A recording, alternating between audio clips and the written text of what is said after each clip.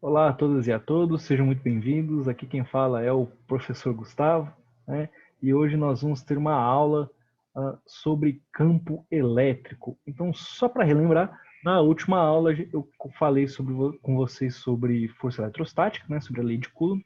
A gente viu que esse cara, com a balança de torção, conseguiu detectar qual era a força de interação entre duas cargas elétricas, né? E a gente viu aí que essa força de interação ela diminui com a distância, né? Diminui drasticamente de acordo com a distância.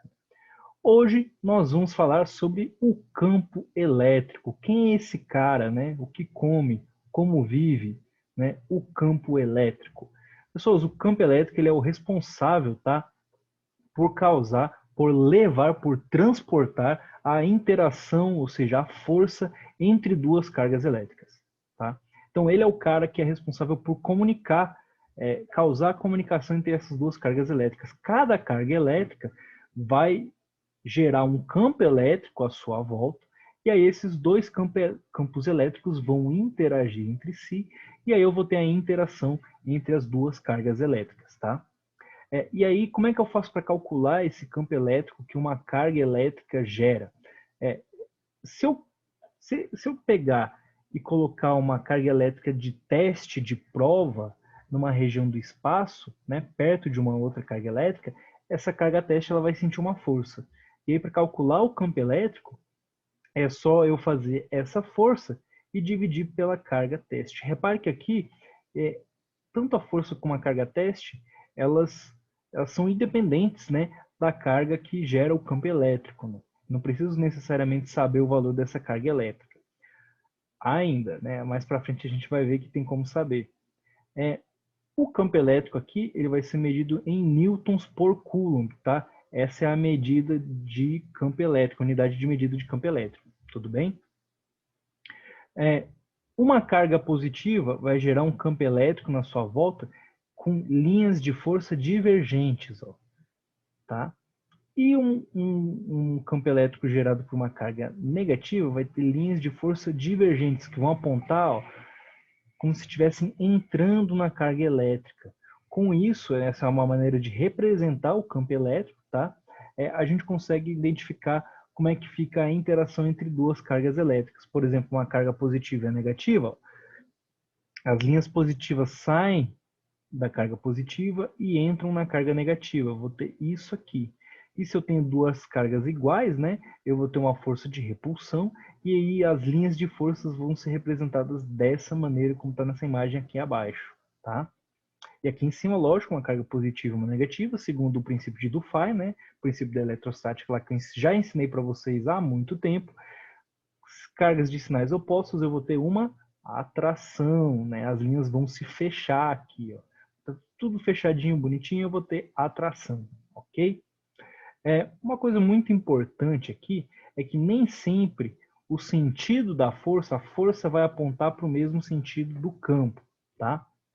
Por exemplo, se uma carga positiva gera um campo que vai interagir com uma força positiva, aí sim, a força e o campo vão ter mesma direção. Agora, aqui, se a carga é negativa, o campo elétrico vai estar do mesmo jeito, porque ele foi gerado pela carga positiva, só que a força vai estar apontando para a carga positiva. Tá?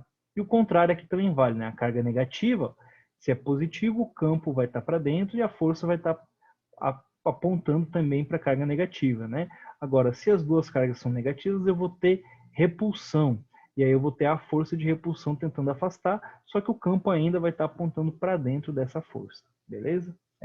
Para dentro dessa carga, desculpa. E aí, se eu, por exemplo, pegar duas placas de metal, carregar uma positivamente e depois carregar a outra positivamente, botar uma retinha na frente da outra, eu vou ter aí uma geração de campo elétrico uniforme. Repare que as linhas de força que representam um campo elétrico aqui, ó, estão todas do mesmo tamanho e com a mesma distância entre elas. Isso indica que o campo elétrico aqui é igual em qualquer ponto. Tá? E isso vai ser muito importante para a gente mais para frente, tá? Mas por enquanto essa é uma maneira de gerar um campo elétrico uniforme. E aí eu posso também calcular o campo elétrico que é formado por uma carga pontual, né? Uma carga pontiforme. onde eu não vou considerar o tamanho dessa carga elétrica. Por isso que a gente chama que é carga pontual. Ela é só um pontinho, o tamanho dela não é importante para a gente, ok? Como é que eu vou fazer para calcular esse campo? Vai ser o K, que é a nossa constante eletrostática. Eu já falei o valor dela para vocês têm que se lembrar aí, né? 9 vezes 10 a nona newtons por metro quadrado, por coulomb quadrado. Então vai ser o K vezes o Q, que é a carga elétrica que gera o campo elétrico, dividido pela distância ao quadrado, onde essa distância é a distância entre a carga elétrica que está gerando o campo elétrico e o ponto onde eu quero medir o campo elétrico. Beleza? E aí eu também posso calcular o campo elétrico de um condutor. Aqui já é diferente do campo elétrico da carga pontual, porque no condutor eu tenho que considerar o tamanho dele. Tá? E aí a gente vai ver aqui um exemplo só, tá, de campo elétrico de um condutor, é o único que a gente precisa ver, que é o da casca esférica. É basicamente como se fosse uma bola de futebol, né? Uma esfera que é oca, né, que é feita de um material, um condutor metálico, por exemplo, né, um alumínio, e aí por dentro ela é oca, não tem nada, e né, só a sua superfície ali é formada de alumínio, e aí eu posso carregar essa superfície positivamente ou negativamente, eu vou ter uma carga elétrica, né? E aí essa carga elétrica que está se distribuindo ali na superfície dessa casca esférica, ela vai gerar um campo elétrico. E aí eu vou ter três situações. Eu vou ter o campo elétrico dentro da esfera, vou ter o campo elétrico na superfície dessa esfera e eu vou ter o campo elétrico num ponto externo à esfera, tá? Numa distância d, e repare que aqui essa distância d é o raio mais a distância da superfície até o ponto externo. Bom, vamos lá, vou começar pela parte externa, que é a mais fácil, tá? A parte externa vai ser kq sobre d ao quadrado. Se eu estou olhando o condutor de longe, se eu olhar ele muito de longe, ele vai aparecer uma carga pontual, vai aparecer um pontinho. Então, a maneira de eu calcular o campo elétrico nesse caso é a mesma maneira de uma carga elétrica pontual, kq sobre a distância ao quadrado. Vale ressaltar aqui que essa distância, né, que na imagem um x, é o raio mais a distância da superfície até o ponto. Tem que tomar cuidado com isso para não confundir. É do centro do condutor, tá? Da esfera. Na superfície, o campo elétrico vai ser como se tivesse carga elétrica dentro aqui do condutor, e aí a distância vai ser a distância só do centro da esfera até a superfície, ou seja, vai ser o raio da esfera, tá? E vai ser kq sobre r ao quadrado. E dentro da esfera, o campo elétrico ele vai ser igual a zero, tá? Porque eu não vou ter carga elétrica dentro da esfera? Não, só na sua superfície. Então eu não vou ter campo elétrico sendo gerado aqui dentro, tá? E aqui é mais ou menos um gráfico de como eu posso visualizar esse campo elétrico. Até o raio ele vale zero, no raio, né, na superfície ele vai ter seu valor máximo, e aí ele vai diminuindo até um ponto a grandes distâncias ser zero, beleza? Dentro aqui, na parte interna, é um caso muito particular, que é onde ocorre a blindagem eletrostática, tá? Você já deve ter ouvido falar aí que quando cai um raio no carro, você está seguro, né? Você não pode sair do carro. Se você ficar dentro do carro com as janelas fechadas, você não vai ter nenhum tipo de choque. Isso é verdade. Porque o que acontece? O seu carro ali ele é feito de alumínio, tá?